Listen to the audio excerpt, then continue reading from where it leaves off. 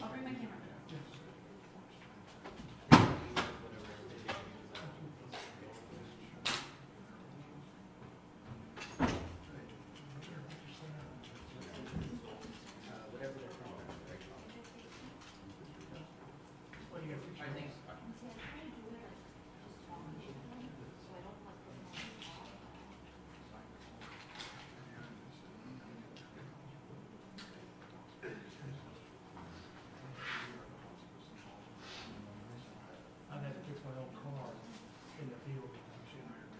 I'm like about to tell them, just, you know what, teach me how to use that.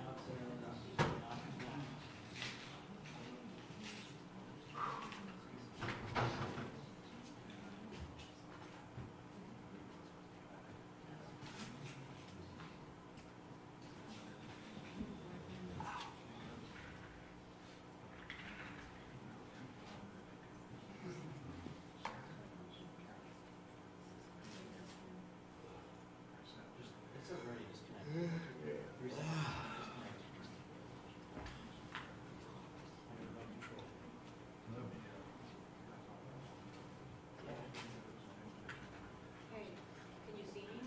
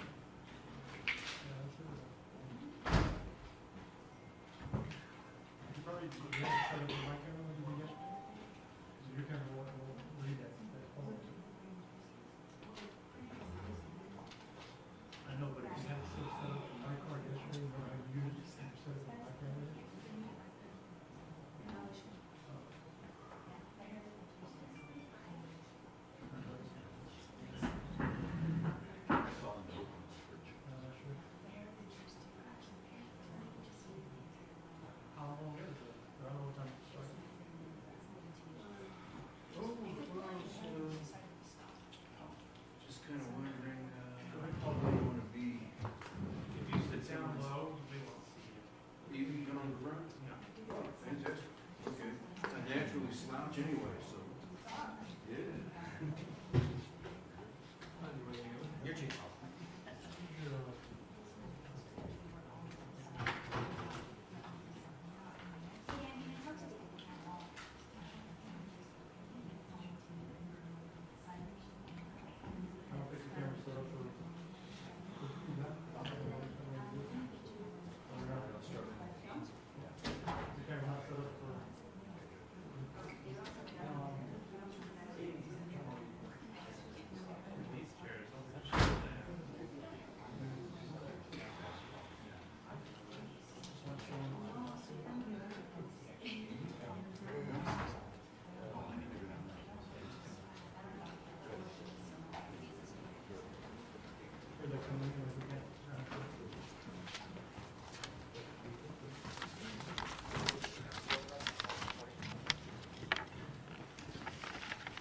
Just let me know when you guys are ready.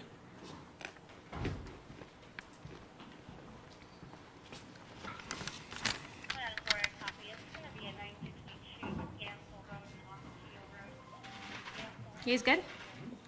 Okay, so we're here to give an update on the death investigation into two young children that were found in a car at a home in Superior. I just want to clear up a couple things. There are a lot of rumors circulating around, so unless it's come out of the Pinal County Sheriff's Office, please don't listen to those rumors. It's still an ongoing investigation. We're still gathering evidence as we speak into this case to figure out what happened and why it happened. I know a lot of you will be doing public information requests on this. Please do so with Pinal County Sheriff's Office through their online system. Most of your desks have that. Any cases involving Superior, please send those over to Superior. Sheriff Lamb is here to talk about the actual investigation that you all are here for. Anything outside of that investigation, like her encounters with law enforcement, those questions should be directed towards Superior PD. So we'll get started with Sheriff Lamb. Thank you, everybody, for coming out. Obviously, this is a very tragic call for service. This is one that we as in law enforcement hate responding to. It's a tragedy for a small town like Superior. This is a place where a lot of people know each other, and the word travels fast. So please keep the family in your prayers as we talk about this case. We are currently investigating this case. The mother has been booked in to the Pinal County Jail on 2 counts of first-degree murder. We are currently still investigating. We're awaiting the autopsy and the toxicology reports for the 2 kids. So those charges could change. We're going to work with the county attorney's office to make sure that we get the appropriate charging. However, at this time, she is at the Pinal County Jail on 2 counts of first-degree murder. You indicated in the early statement there were signs of foul play. So was this more than just these children being left in perhaps a hot or a cold car and succumbing to the elements? Were these children killed? You know, there's a lot of things that we have to investigate when we show up on scene. A lot of what we're hoping to find out is going to come from the autopsy and the toxicology report. There was enough to book her. However, we want to make sure that, especially in a case like this where a mother's lost 2 kids at the same time, we want to make sure that we have the appropriate charging. So, still fair to say there were signs of foul play in the vehicle? There was evidence that allowed us to book her into jail on 2 charges for murder. Were those children, did they have gunshot wounds, stab wounds, anything like that? I'm not aware of any gunshot wounds or stab wounds. Were these children found dead in the car or in a home? Can you give us a little more on the circumstances for which they were found? And I'm going to have the chief from Superior get into that a little bit. We received a call at about 11:15 last night, the Pinal County Sheriff's Office, requesting our assistance. We have since taken over this investigation. We have the manpower to do so. So with the chief's blessing, we've taken over this investigation. I'll have him talk about what was found on scene. We showed up after the scene had already been, after Superior PD had already shown up on scene. Has she made any statements at this point for incident or innocence or guilt or anything that would shed light on what happened? Detectives have been doing an investigation, which includes an interview with her. However, I do not know the details, nor would I be at liberty to give those details yet, as we're still under investigation. Do you know who the children were under the care of at that time? I know I've been told that she was at work from 10 a.m. to 10 p.m. last night. So we're just wondering if we know who the children were under the care of at that time we put them on. And I can't answer that. Chief Ensley probably can answer that a little bit better. Can you clarify a little bit of when you received this call at 11:15? What was the call for? The call was for 2 children found deceased in a car. So we responded with our detectives and our crime scene investigators.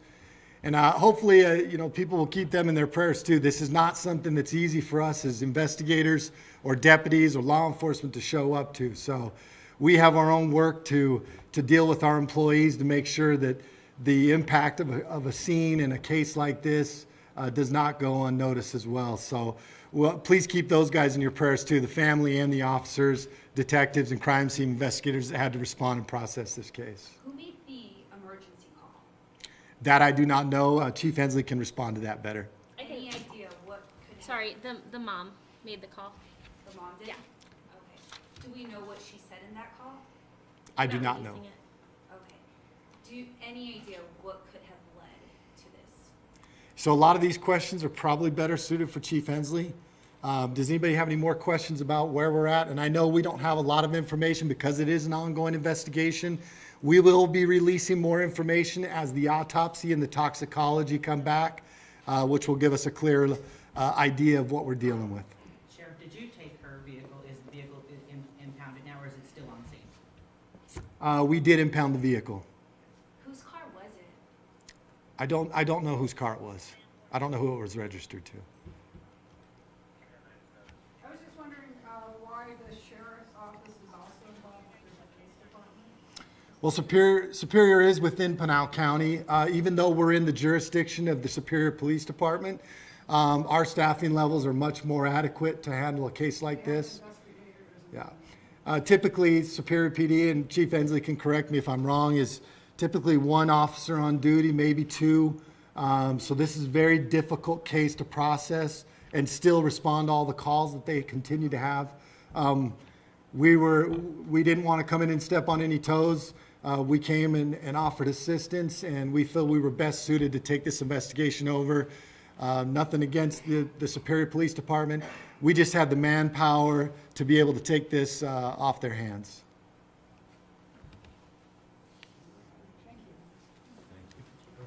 Okay. Just real quick, motives, we don't have a motive on that. As far as what she was doing and her whereabouts and who was caring for her, we're not going to answer those questions at this time. And I can say that, yeah, the kids were found strapped in a car seat in the back of the vehicle. So those answer some of those questions that... Get your name? It's Navita Fergani, Public Information Officer. Navita Fergani, Public Information Officer for the Pinal County Sheriff's Office. Oh, okay, so you were the person on the... Yes, on the emails, yes. It's hard to spell. Chief, can you give us your first and last name? You got it. Good afternoon. Thanks for coming. I'm Christian Ensley, E-N-S-L-E-Y, and I am the Interim Chief of Police for the Superior Police Department. Last night at approximately 22:56 hours, we responded to a medical call on the 100 block of Richard Avenue. And the initial details were that one toddler, one infant have been found deceased inside of a vehicle. CPR efforts were performed. They were not successful. And at that time, when I became aware of this, I reached out to the Pinal County Sheriff's Office and asked them to help us in the investigation. As Sheriff Lamb indicated, police department our size, we're usually strapped for resources. We have a very good rapport with the Pinal County Sheriff's Office, and we knew that they would help us. And we were very impressed with the on-scene investigation and the results thus far. We felt it went very well. Any details that you can give us that we currently don't know? I don't want to overstep my bounds by asking you things you can't answer, but what details can you tell us about the investigation that we can't have? Other than what we've already discussed, not much. We need to be mindful that this is an ongoing fluid investigation. Prosecutors are still reviewing charges, and they have yet to make a final determination. And I would be very reluctant to discuss an ongoing investigation, particularly one being conducted by my peers. You say that the mother made the call to 911. That's correct. And CPR was being performed. Was it the mother performing CPR on the children? That's what we understood. Did she make any statements to your officers about what had happened, whether she had forgotten the children in the back of the car or how they came to be deceased? Not to my knowledge. Can you tell us her state of mind, or what was her demeanor at the time of your officer's arrival? When I arrived on scene, I did not interact with her. Some of my staff did, but we have not discussed that in detail. Can you tell us of any prior run-ins? This is a small community. We know Brittany. In the last 2 years, we probably responded to her home, to her house, on 7 or 8 different occasions for various matters. Anything involving the children, possible neglect or abuse? Maybe. We're still looking at our records.